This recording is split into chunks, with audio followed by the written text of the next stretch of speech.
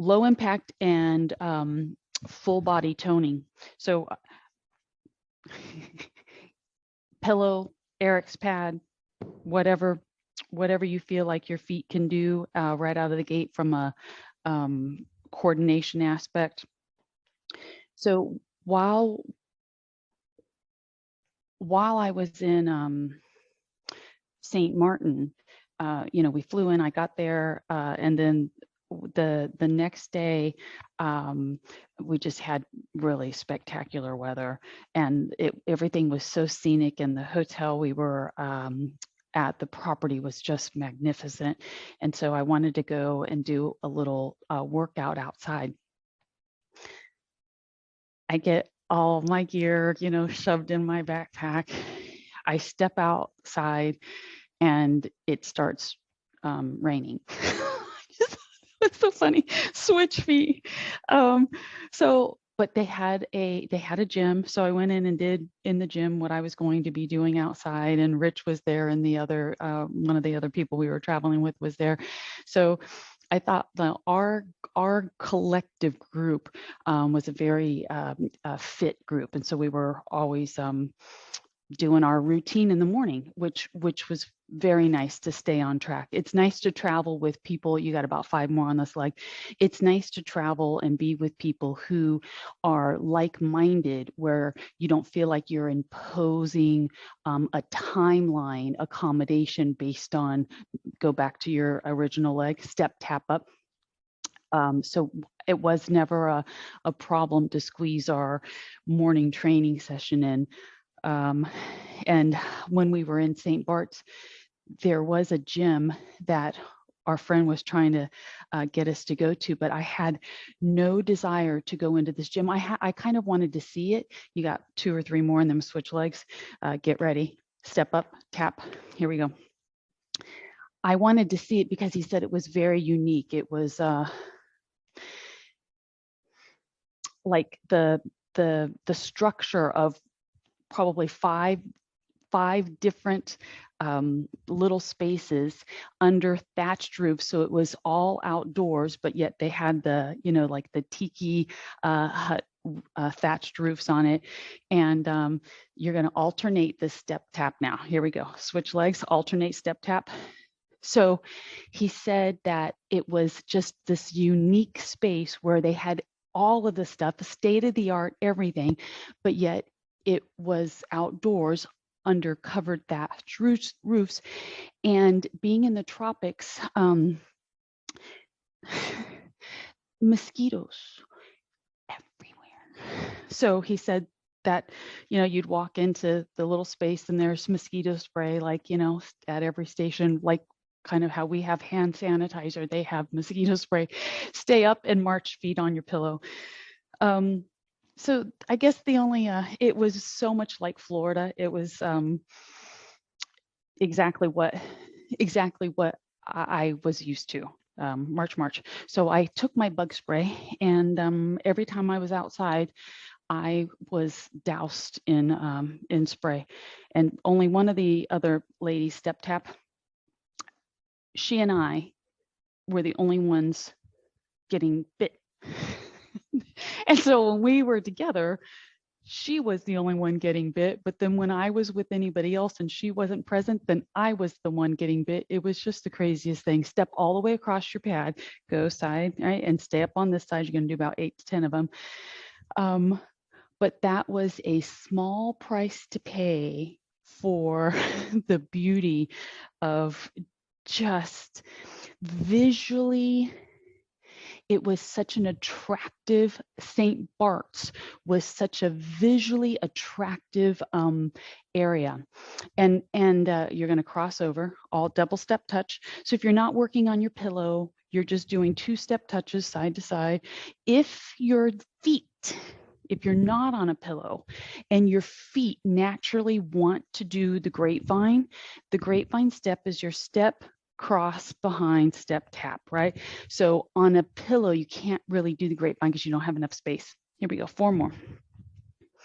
But we literally were the house built into the cliffs, and just I didn't want to go anyplace else, finish on this side, because marching feet, because it was just way too nice of a place to leave to go and do exercise someplace else. And I did try to run video, but the streaming was so broken that I wasn't able to record. There's no usable recorded footage of it. Sadly, I got to enjoy it immensely, but I can't really share it because it's just horrible. If I did one of those no talking videos, then it would be fine. But my words get hung up. It was too much. Pull it up. Here we go. On this up, hold the up, hinge, push. When you hinge, turn the palms in, bring it down. When you extend, turn the palms and like let your arms have a little flare without dropping down. Squeeze elbows in. So now your brain is trying to really figure out, okay, how do we get those elbows nice and tight, free up the neck. So if you're looking down as a means of kind of helping your neck have a more neutral position, try to bring that chin up a little bit. Don't let the chin draw down. This is all just preparatory work, okay? 3 more. Your feet are on autopilot. Last one, bring the arms down. All right. Next move. Again, it's going to be shoulder related. They're open. I'm going to turn to the back. And all I want you to do is pull your shoulder blades back and try to get this sweeping crisscross arm going. All right. Now, you might be really tight where as soon as you start trying to pull the hands back, your body goes into this rounded position. Try to take the shoulder girdles expansion and see, you don't have to cross back far, right? But if you can go thumbs up to internal rotation with the length of your arms and tuck behind you without your spine rolling, okay? So thumbs up, extend, pull back. And the last little nugget here, try to do an alternating crisscross behind you, right? And things should be starting to heat up a little bit, right? The body should be going, okay, it's not really easy to get my arms to tuck back. And I will just say this, make this next one your last one, is that if your limb is jammed up into the shoulder socket, every time you try to rotate the thumb in and fold your arm back, you may get a pinch. And that's one of these things that just tells you that all of your parts are like so knotted in that we have to start trying to create space. You're going to go back to a single leg rock step, right? Rock, step back, rock, step back. Can you take this leg and step wide, come to the center, and then cross over the other direction? So you're just diagonal lining straight up through the front, go to the wide, add the arms, push. This may be like a lot of movement now. If your arms come up and the elbows want to go soft, I'm okay with that. If your shoulders feel good enough and you want to get them all the way up, do that. If you come up and your arms naturally want to go high elbows but bend, that's okay. 3.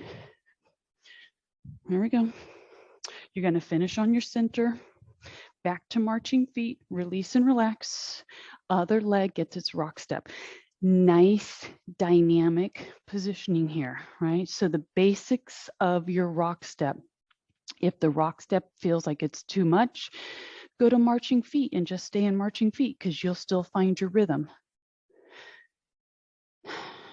Rhythmic. We are doing rhythmic limbering as a means of bringing our heart rate up just a little bit. Ready? Bring the heart rate up just a little bit, right?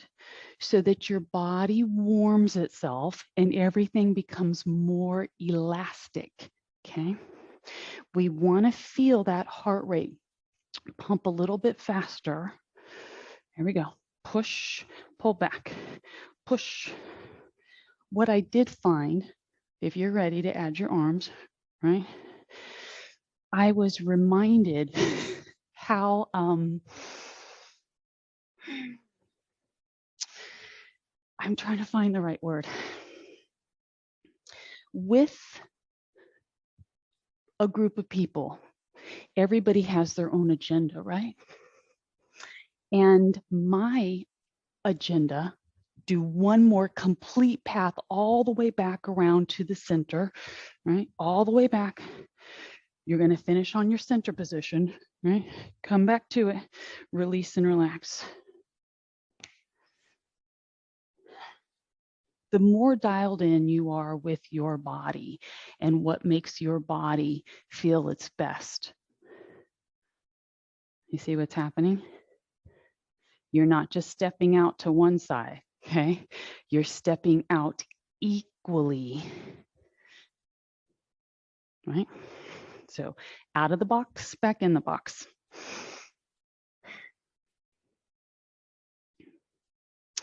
The more dialed in you are with what makes you function and feel your best, from timelines to what you eat, to what time you go to bed, what time you wake up, all of that stuff, center march is very hard to maintain in the presence of others who are on their own agenda. And then trying to not be antisocial in a way because something doesn't accommodate, for me, my personal timeline. I found that to be, it's not hard for me to say no. It's hard for Rich to be okay with me saying no. So because of how it looks in a group setting. And for me, I'm like, I don't need to be glued to, 8 other people 24/7. So that was my position, but I still even had to alter that marching feet because I needed to take into consideration how that made Rich feel. So that's the thing. And what kept coming back to me is to know your truth about your body, right? And I had to compromise myself. I had to find the balance between the appeasing of what was the best for the group versus me just taking my, some would call it selfish position on it. But that's why when there's no other influence, are you getting it? Up and kick, pull it back and set it down. Because if you're just whipping your leg up, that's not what's happening here. It's a 4-parted movement. You don't have to pick the knee up high. And as a matter of fact, unless your hamstrings are really flexible, your kick should be a low kick so that it can look like this. Clean. It's kind of, it will look like it almost has 2 different speeds to it, right? Snap, pull back, snap, pull back, 5. So this is what makes it really important on the times that you don't have any other impact pulling on the things that you truly know you should be doing for yourself. Those are the times to stay so dialed in to what you know is good for you, because there are plenty of times coming down the pike that you'll have to deviate from your most ideal timelines. Why do I bring that up now? Because the holidays are quickly approaching, right? So, you know, don't let yourself get sucked in. Are you ready to do double step touch? 2 double touches, 1 and 2, 2 double touches, right? You can get your arms moving the direction that your legs are moving, right? Push, pull. Now, inhale up, exhale. The higher your arms go isn't necessarily better, but it is harder, right? So if your body doesn't want to work so hard, then no arms. And if that's still too much, then march your feet. 4 more here. Big step, right? Big sweeping arms. Pull it up, push it down. Finish on your next one over, finish, right? And release, relax. Grab a little drink. So, I don't know. I always, Debbie got a bad name, right? Debbie Downer. so I always feel like there's a part of me that can be into that Debbie Downer mode when I know that I'm going against some activity that really isn't ideal for me based on what I know is going to be the aftermath of that thing. And fortunately, my favorite word is no. I say that and it makes it seem like that's a horrible thing to say. But I use the word no a lot. And because that's where the negotiations can start from, right? I'm not always something, pillow, towel, right? Your yoga block, your Eric's pad would even work. We're going into your first set of true squats. Really squeeze whatever it is you're holding. Your feet are not necessarily together, nor are they too wide. Like, find the happy medium where whatever you're squeezing, that's about the distance you want your feet apart. Okay, come up, squeeze the buns.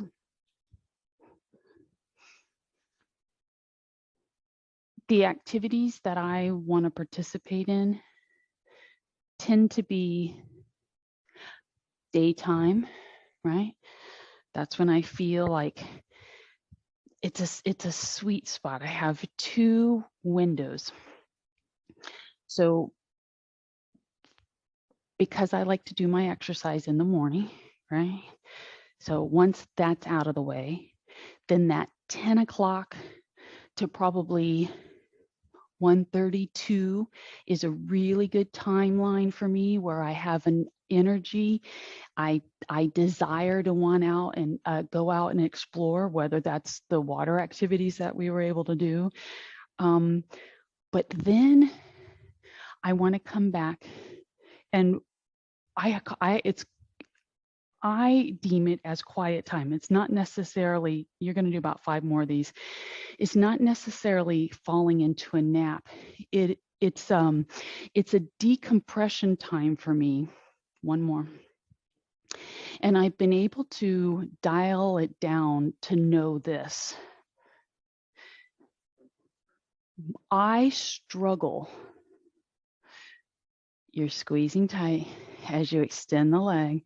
You'll know if your leg is doing something wonky because what you're squeezing will be all cockeyed. All right. So you're going to try to keep whatever you're squeezing looking neutral, right? Push it out, flex the foot, drive the heel away from you. Ooh, it's immediate. I struggle when there's a lot of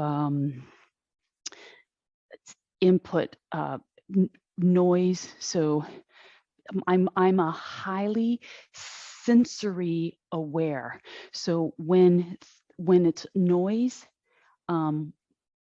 smoke, like anything that stimulation, right? So I have to decompress from stimulation, and I generally hit the point where I tolerate it, and then I finally go, I'm out. And it happens just like that, where I keep waiting for someone else to make the call that, okay, it's time to like move on, go have quiet time. But because most people don't, when I do it, it seems like it's so abrupt because I reach that threshold where I cannot take it anymore. Point in case, it happened at the airport multiple times on Monday. And I was like, I just can't. I mean, I just was like feeling like I needed to be put into a dark room, a quiet, dark space, push and hold. But these are the great revelations that I continue to have. And I don't know, hold this one up. Why does it seem like there's not much happening here? I'm joking. There's a lot happening here. What is required of you? Just to hold a nice clean sit line. Are you looking to see if your leg is straight, right? Because if you don't feel this muscle in that top thigh, you probably have a soft knee. Push it out. Switch sides. Lift it. The leg is not high because that would cock the thing that we're holding, right?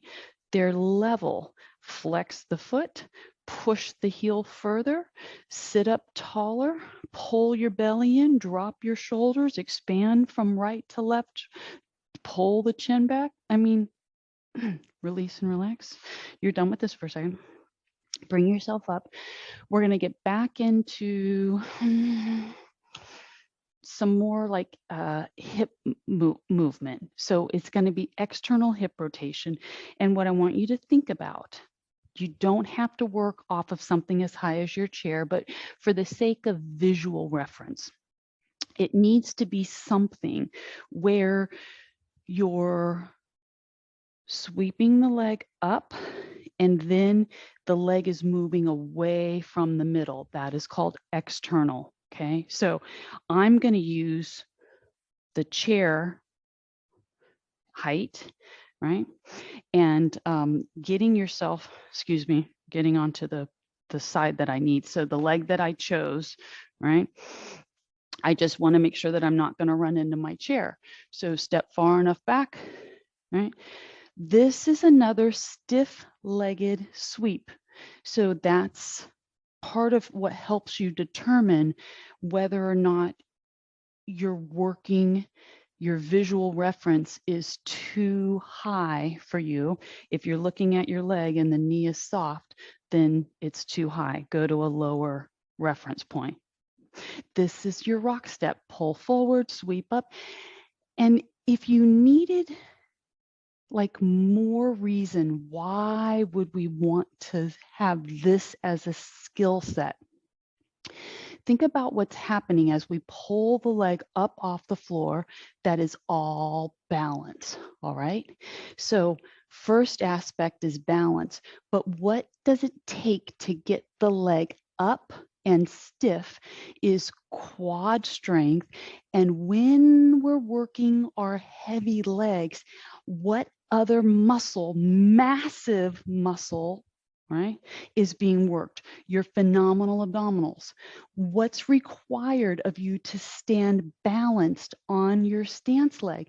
Glute activation. So though it seems like you're just willy-nilly swinging your leg, it is a full body connection that you're making. 3 more. Inhale, exhale. Exhale on the lifting leg because that's the hard part, right? 1 more. Exhale. Mosey around to the other side. What if the swinging of the leg doesn't work for you? Then just march in place. It's that easy, right? All right, here we go. So clear the object. The leg comes up and then out. Which angle do you need to approach your object from so that you don't feel like you're going to trip over your own leg, right? Rock step, balance, pull. By all means, put yourself next to a wall. Does it have to be that you're actually clearing an object that you could potentially run your leg into? No, but for me, it's just this thing that it gives me a height to shoot for, right? So, Peggy, when I go play pickleball, I stand at the pickleball court post line, and this is a warm up that I do for hip rotation, right? So, but you know that post net, tennis court post net, right, is quite a high level. But this is something as we come in, you got about 5 more of these, as we come into our training and we try to start going, okay, well, you know, on a time that I'm going to play an activity, and how do I prep my body so that I'm not doing static stretching? Make this your last one, release and relax, that you're not doing static stretching before your activity, because you want your body to have its elasticity. You want your muscles to be elastic. So we don't generally static stretch before an activity. You dynamic stretch. That is considered a dynamic warm up. Okay. All right. Hands on the bench. Wiggle the feet back. Push, push, push. Say hello to a little bit of a downward dog. You're not going to be here for just a moment. All we're doing is trying to decompress the spine a little bit, soften your knees enough so that you feel like you can get out of rounded spine, right? This is important. If your hamstrings present that they're really tight, then what happens is your hip line, your hips kind of stay in a curled under position, and that's not exactly downward dog. Downward dog is very angular. It's clean, like V line. So how you control what your lumbar is doing if you have tight hamstring is by softening the knees so that you can let your trunk dip down to get the angle. And just hang out here for a moment. 5, 4, your arms are in a nice full push position. 3, your ears sit right between your arms.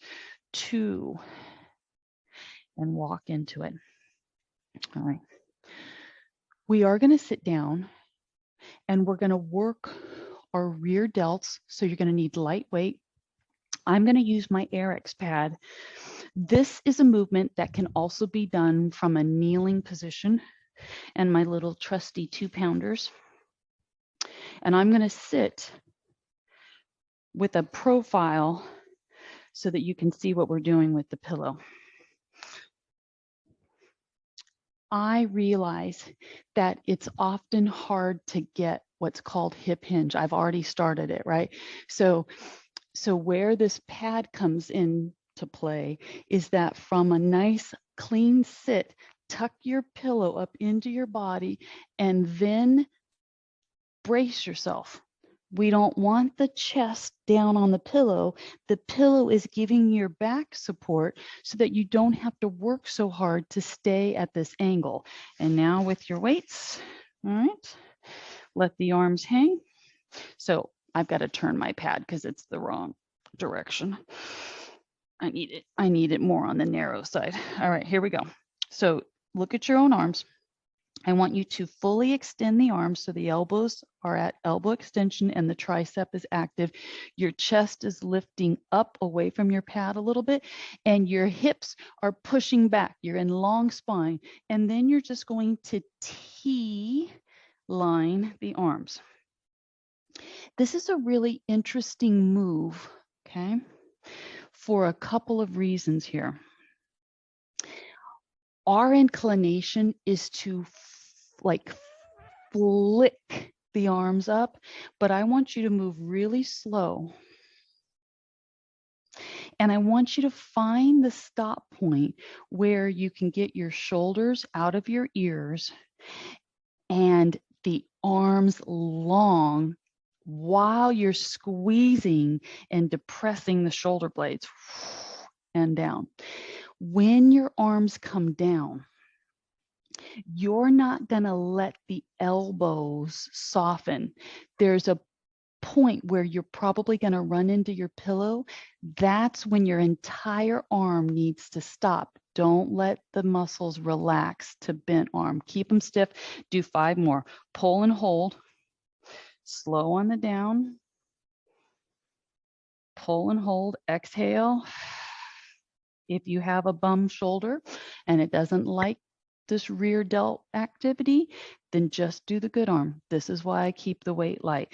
The head should not be hanging. Pull the back of your head back without tipping it up so high that you're looking forward, right? The neckline is all part of what we're trying to keep neutral. This is your last one, and you should have a massive burn going. That's blood flow to the area. That's what the burning sensation is. Release and relax. Blood flow, right? And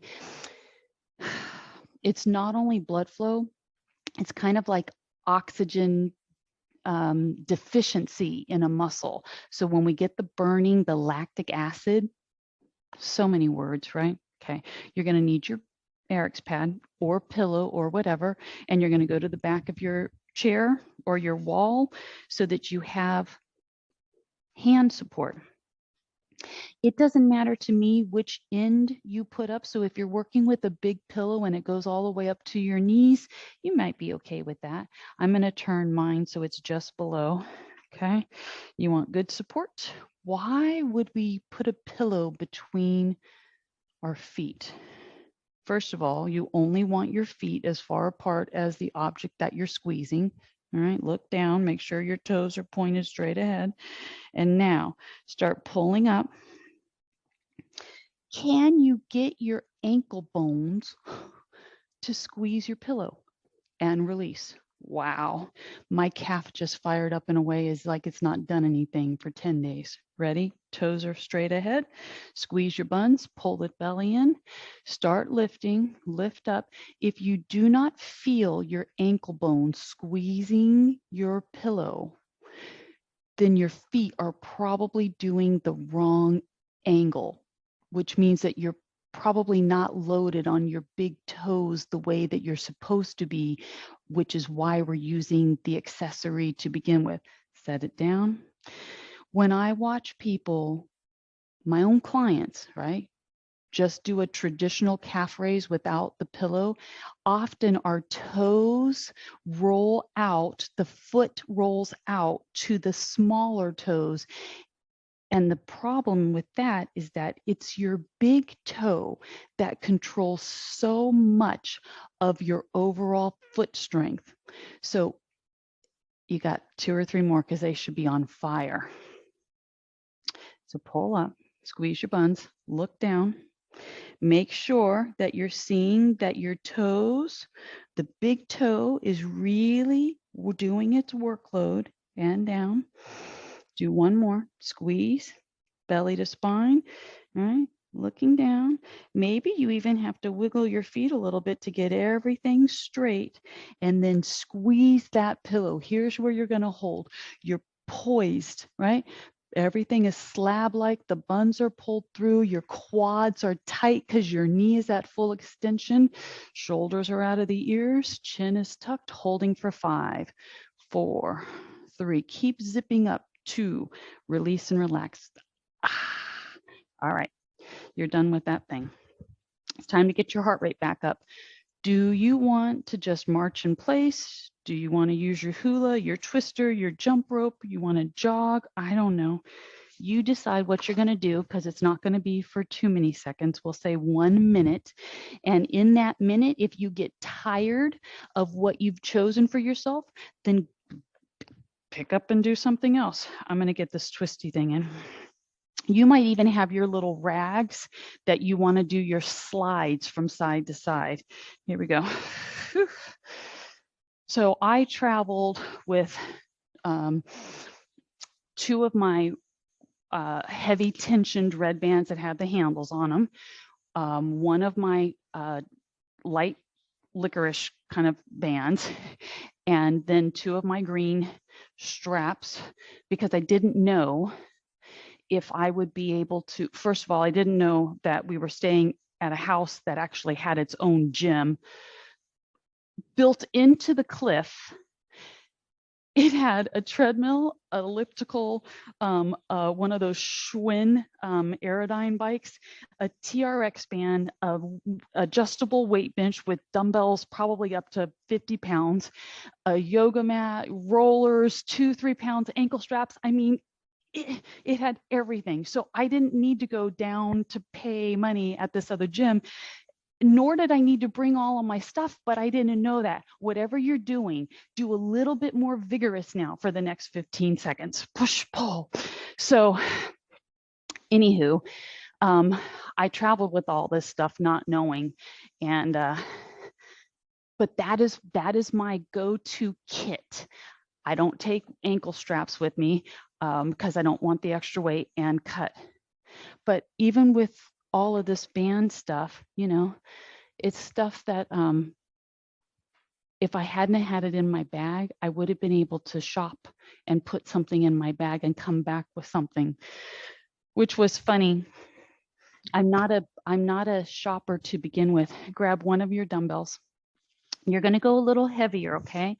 So I want you to think, now we're going to get into the challenge of static holding a leg position, okay, which is going to be a static lunge, whatever degree of lunge hold you can do. And our arm is going to be doing a bicep curl. So I put my chair like this because I'm okay if you want to use your chair support to help you have your best line.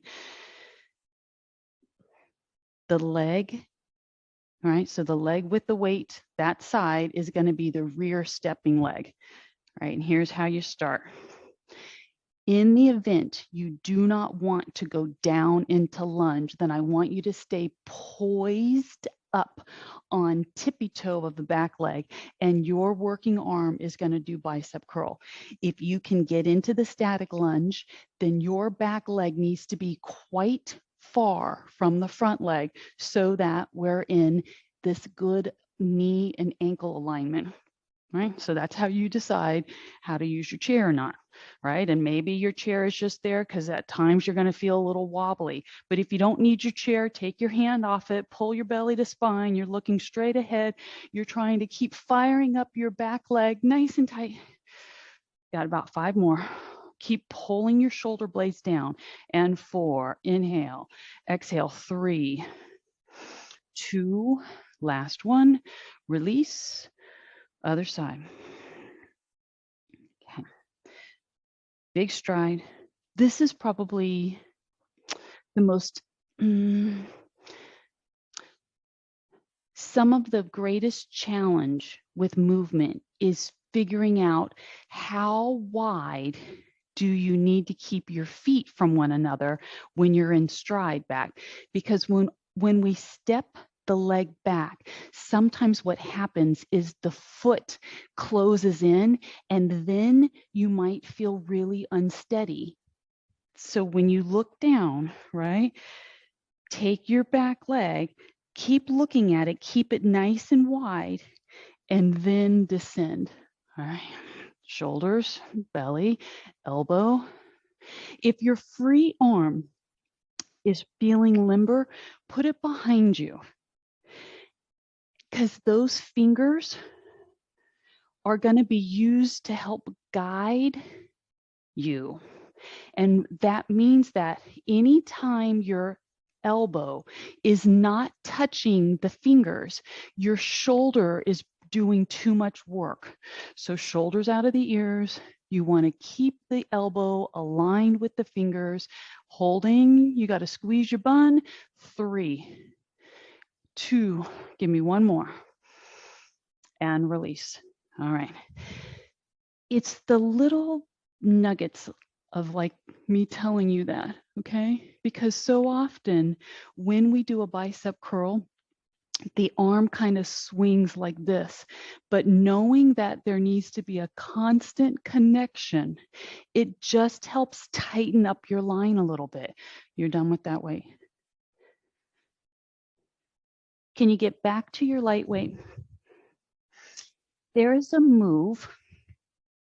We're going to put our feet back into step touch mode. All right.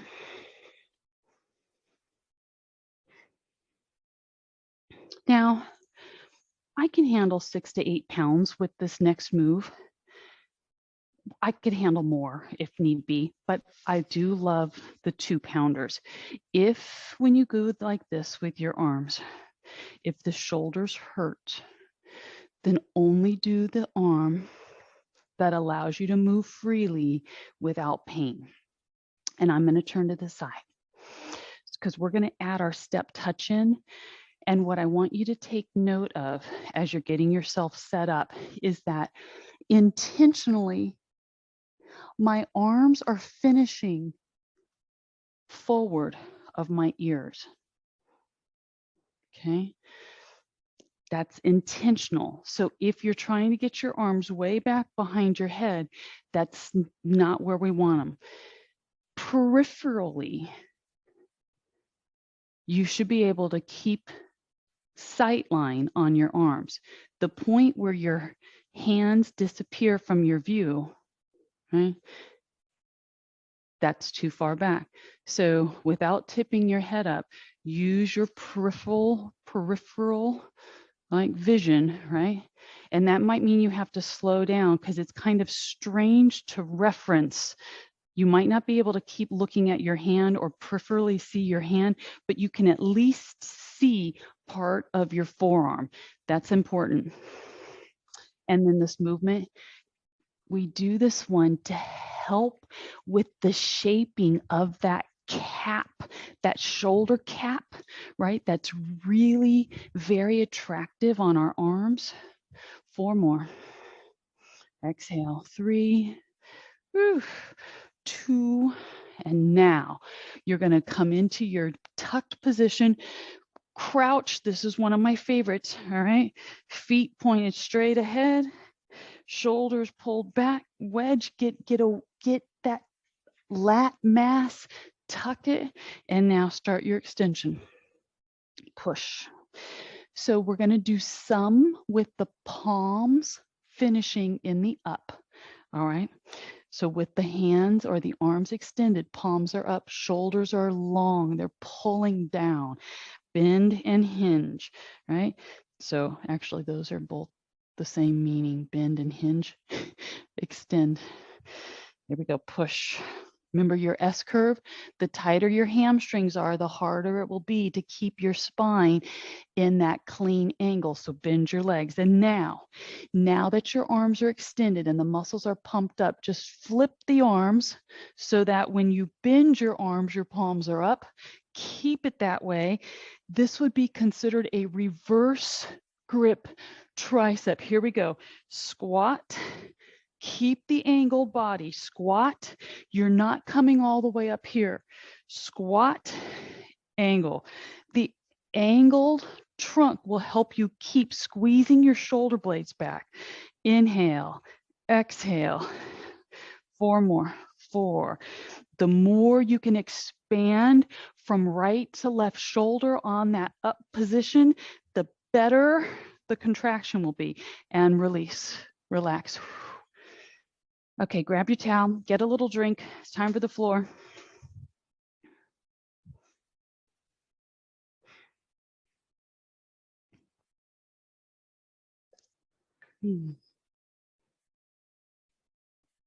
There's my towel. And just for the sake, since we have our chairs already out, whether it's your chair, you could absolutely use your exercise ball for your feet. If you wanted to get a little bit harder hamstring work instead of your chair, when you come down, you'd put your ball at the end of your legs, right? And you'd have your feet on the ball, but it's going to make it a lot harder. How much of a cushion pillow do you need? For bridging, we don't need much pillow. All right, because as soon as your hips lift off the floor, your neck will be in a more correct aligned position. And so if you start with too much neck support, when you lift your hips, it really will put your neck in the wrong spot. So let's just be cautious about that. All right, your chair or your ball. And essentially, if you had the ball, your legs would be bent just as if you were using the chair. So the ball would not be touching the backs of your thighs, but your legs would be bent and the heels would be resting on the ball, just like this. All right, take a moment, get your neck, head supported, right? Chin to chest. Wiggle your spine so that you feel like you're opening up from right to left shoulder and then getting your low back to the floor and then taking your feet, push them down into the chair or the ball and just give me a little bridge and down. The beauty of what happens with the chair versus the ball bridge is that because we're not doing balance, right? The chair takes out the element of balance so that you can thrust your hips higher while you're using your chair versus your ball, probably. All right, so here we go. You have your initial lift, and then you might be able to talk yourself into going a little bit higher and release. Belly to spine, buns tight, push into the object, start bridging. If you can keep telling yourself, lift your hips higher, lift your hips higher, lift your hips higher, squeeze and release. Now, here's the important thing. Start with your navel to spine and you're in your pelvic tilt, and then peel your hips from the floor. All right. So we have not been focusing on how we come back down, but we're going to do that now. Lower the vertebrae, right? Don't just let the butt hit the floor. Come down one vertebra at a time and then rest. Do it again. Navel to spine. Push into the object. Peel the hips from the floor. See if you can keep raising up, and then spine stays in C curve as you're coming back down. Wow. One more. Here we go. Peel it up. Those hamstrings, they've been taking a break probably for a couple of days, right? They sometimes forget what their job is. Bring it down and relax. Just if your legs are on the ball, push the ball away from you so that your legs can be straighter. If your legs are on the chair, just reach them out, let them rest. All right. I want you to go into pelvic tilt. Not so much that you bridge your hips, just enough, right? Belly to spine, buns are tight. Take one hand, slide it behind your head. The other arm is going to be working to one leg. Now, when the leg touches the chair, it's going to stop. You're going to try not to let the leg touch the chair and then bend. You're going to keep the leg active. So we have opposite arm and leg. And now, if you can do more, you're doing a crunch. How do you know if you're doing the crunch the right way? Okay. One of the easiest ways to determine that is this. If you can maintain your chin, the space from your chin to your chest to be that of like a fist space as you come up, then chances are you're using the right muscles. But if your head is rocking back and forth, then you're pulling on your head with that arm support instead of flexing the muscles in your trunk. All right, so here we go. 4 more. Pull. 4, 3, 2, release, relax. Even though the head was supported by the hand, switch the arms out, okay? The neck muscles are still getting engaged. So that's why I like to give a few seconds of rest from one side to the next, is just to let everything relax. All right, ready? Take the other leg, stiffen it up so that it's starting in an active quad with the opposite arm to that leg. Before you start pulling your hand and your leg together, let's draw our low back down to the floor, because that's going to help you engage your core, which is also your buns are part of your core activators. So belly to spine, the buns get tight, and now opposite arm to leg. Stare at a spot on the ceiling, okay? And try to just make sure that your neck and shoulders are in a fixed, stable position, and that you're not rocking your head when you're lifting and lowering. The back of the leg touches the chair without the knee softening. Your buns stay tight. Your low back does not arch off the floor. Push, pull. Exhale as the two halves connect. Exhale, because that's where the workload is. Inhale, exhale. If your elbow is forward, you are probably pulling on your head. Keep that elbow opened wide. Give me 2 more. Big stretch, power up, and release. And that should have gotten you a nice little burn. Okay, so if you're using your ball, move it away, right? We're going to take our legs off the chair. The knees are above the hips.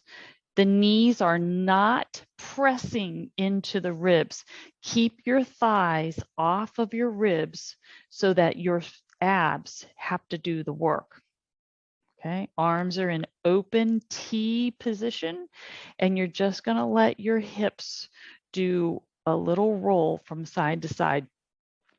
It's almost like you're getting ready to go into your back stretch. But before you go to the point where gravity wins, your muscles pull your legs back up to their start position. Inhale at the top center. Exhale as you go through the roll. Inhale up. And now, the stronger your abs are, the further you'll be able to roll your legs without losing to gravity. Inhale up. Exhale, roll. Pull your belly into your body as you exhale and roll. Inhale to center. Immediately draw the navel into the spine. Exhale, roll. Inhale up. If you're going to a less degree of rotation than I am, then your tempo is going to be different. So you work your own tempo. You want to be exhaling as the legs are rolling to the side, inhaling as your legs roll up to the middle. And then here's the last little piece.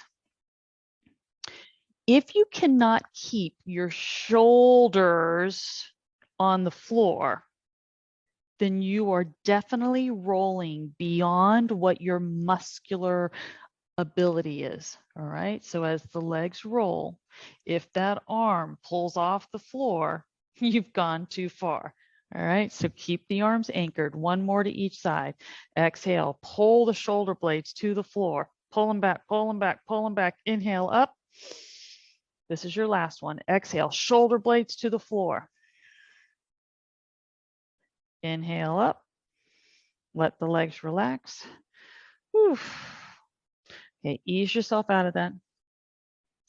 We're going to take a moment to just get ourselves so that our space is clean. You can move your chair absolutely out of your way. I'm going to get up and do just that. Okay, we got a little bit of a flow. We're going to do a minute to each side.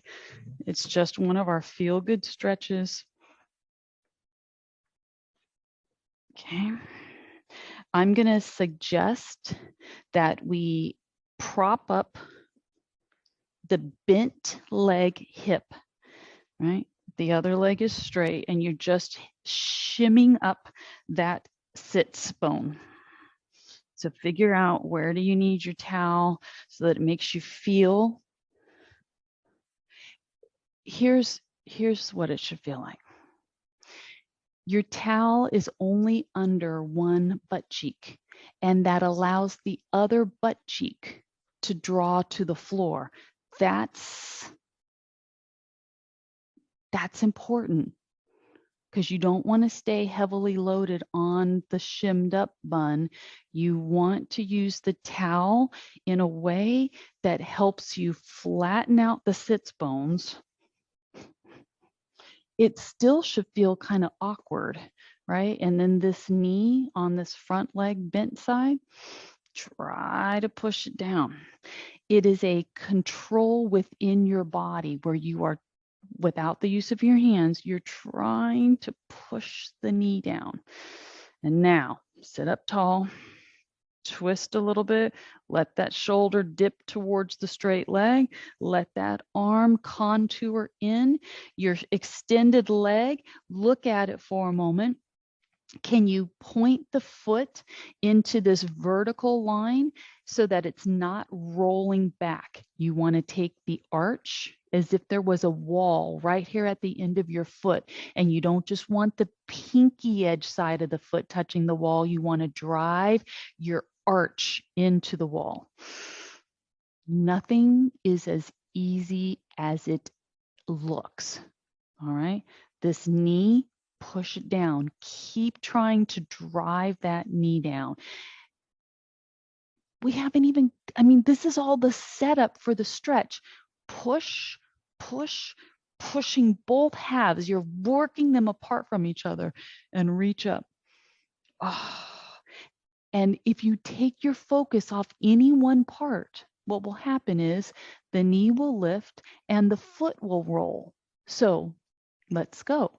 Arch to the wall, knee to the floor. Arch to the imaginary wall, knee to the floor, and release. Ready? Other side. All right.